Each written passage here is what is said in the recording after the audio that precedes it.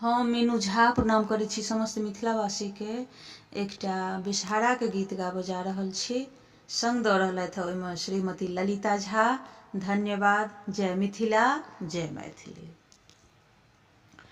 छोटी मोटी जमुना दह में छोटी नील गाछ रामता हे तारा बेसहारे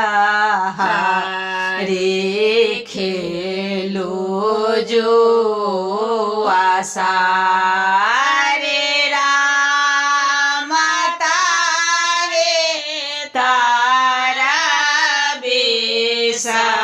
सहारे खेलो जो आसारे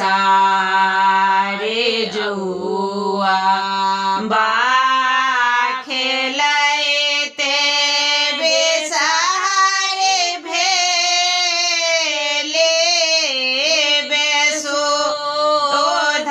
बेसहारे भेले बेसो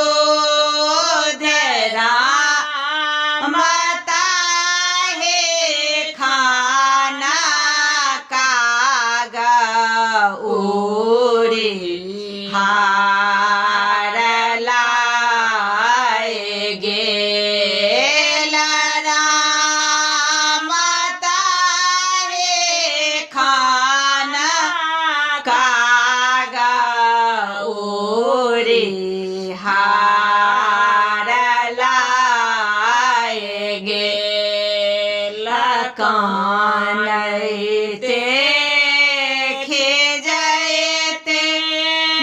सहारे धायला पाछो और बेसहारे धायला पाछो और राम जहाँ धाये बैसबा दागब तो ठोरा राम जहाँ धाये बैसबा दागब तोर ठोरा बाट हे में भेटी गेला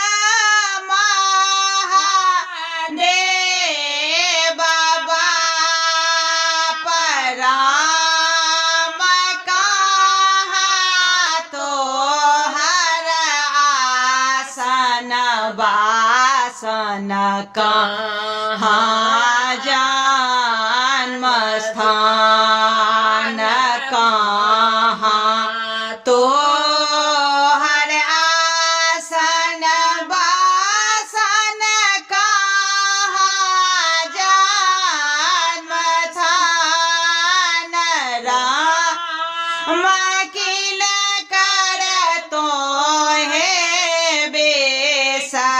सहारे किए तो हर नाम राम की ना कर बेटे तो है किए थे का नाम जमुना